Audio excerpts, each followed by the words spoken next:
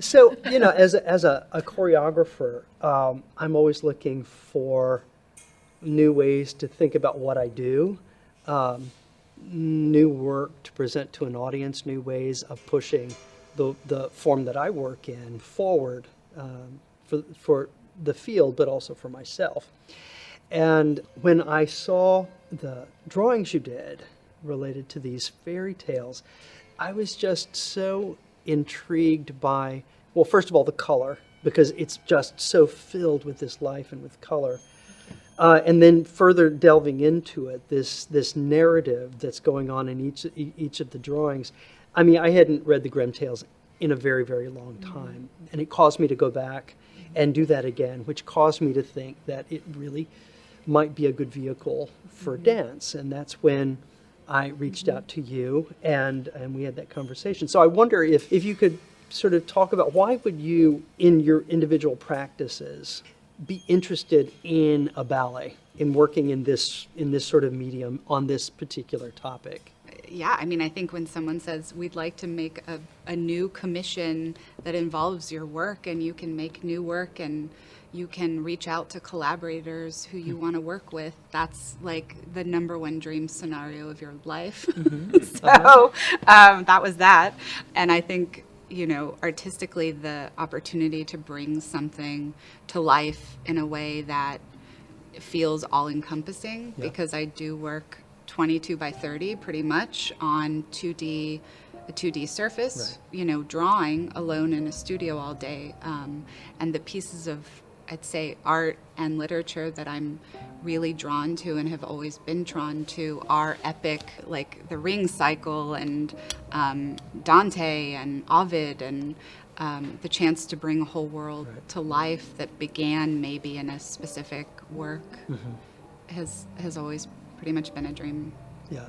of mine. And then when you meet a collaborator who really, I think, invites you to really collaborate and gives you the freedom to do your work and to find people who you really want to work with, that's pretty much as good as it gets. Oh, that's great.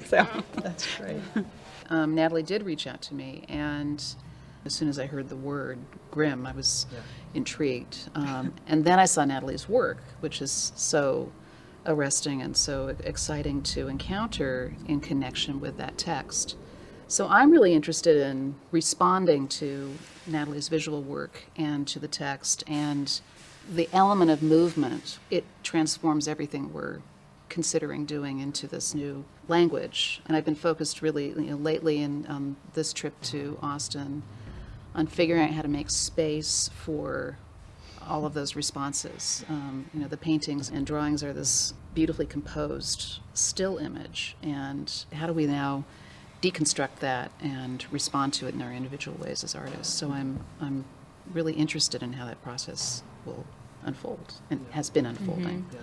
Graham has worked, will be our third full-length work together, beginning with Cult of Color with the visual artist Trenton Doyle Hancock, and then the score for Belle Redux, Tale of Beauty and the Beast.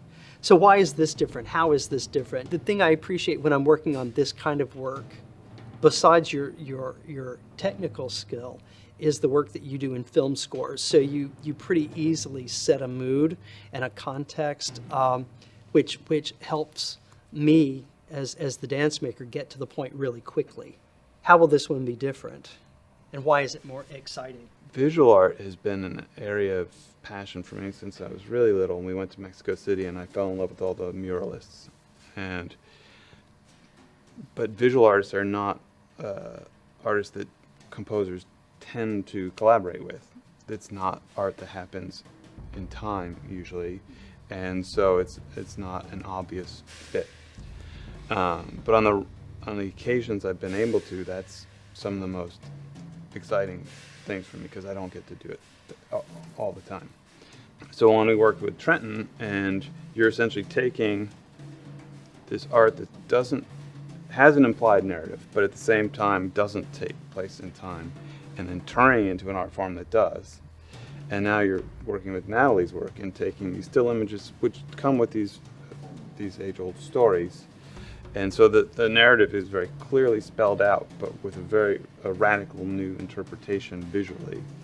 And so it gives me a lot to dive into. And I love to just put visual art right up on the piano or in front of me when I'm at a keyboard working on the computer and interpret directly from the visual art rather than from notes or a theme or something like that. You know, the thing that's gratifying to me is that you all have some background and appreciation of dance. So it gives me a great deal of confidence and joy to be able to share what I do with you. We are at Ballet Austin are so excited to be able to have such wonderful collaborators working with us. It's an amazing team. We're so proud to be involved with you and looking forward to this premiere. Thank Yeah, thank you. you. So much.